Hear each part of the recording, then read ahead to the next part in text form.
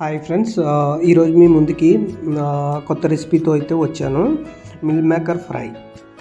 Okay, ముందుగా meal maker చేసుకోవాలంటే వేడి నీళ్ళలో మిల్ మేకర్ అనేది నానబెట్టుకోవాలి. నేను వేడి నీళ్ళు తీసుకొని మిల్ మేకర్ అనేది నానబెట్టేశాను.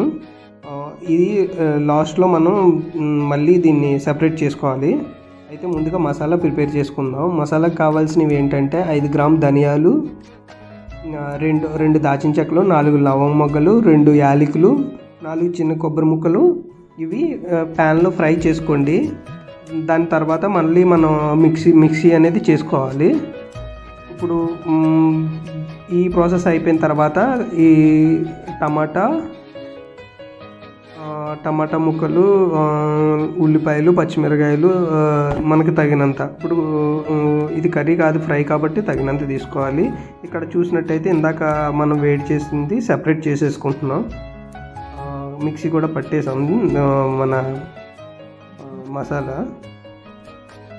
దాని తర్వాత ఇప్పుడు నేను నార్మల్గా ఒక ప్యాన్ తీసుకొని 2 టేబుల్ స్పూన్ ఆయిల్ అనేది వేసుకున్నా.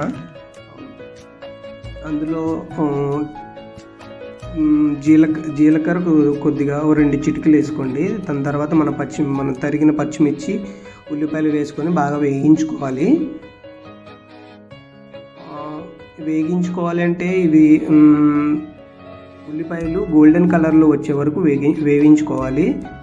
నేను ఇలా తిప్పుతూ ఉన్నాను చూడండి. ఇప్పుడు నాకు గోల్డెన్ కలర్ దగ్గరికి వస్తున్నప్పుడు నాకు అనిపించింది ఏంటంటే ఇంకా అల్లం వెల్లుల్లి పేస్ట్ వేసేసి కొద్దిగా ఒక రెండు సార్లు మనం ఇలాగా ఫ్రై చేసుకోవాలి కలుపుకొని.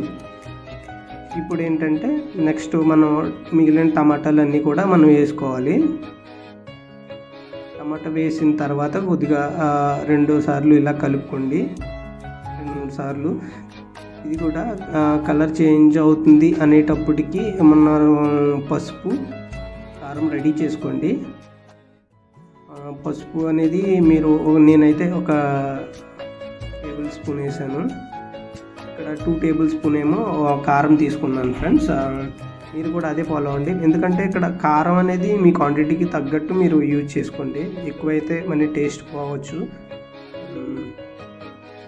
ఇలా కలుపుతున్న తర్వాత నాకు కలర్ చేంజ్ అయింది. కలర్ చేంజ్ అయిన తర్వాత మన మిల్ మేకర్ అనేది తెచ్చి వేసుకోవడం జరిగింది. 2-3 సార్లు నేను కలుపుకున్న తర్వాత అది కలర్ చేంజ్ అయ్యింది, ఇలా వచ్చింది. ఇప్పుడు చూడండి ఫ్రెండ్స్, కలర్ కూడా మనకి నచ్చినట్టు తయారైంది. ఇది ఎక్కువ శాతం చూడండి ఫ్రెండ్స్, ఇక్కడ కలర్ కూడా మంచిగా వచ్చింది. ఇప్పుడు ఏంటంటే ఇందాక మనం మిక్సీ పెట్టిన మసాలా అనేది ఇప్పుడు మనం కలిపేసుకుందాం.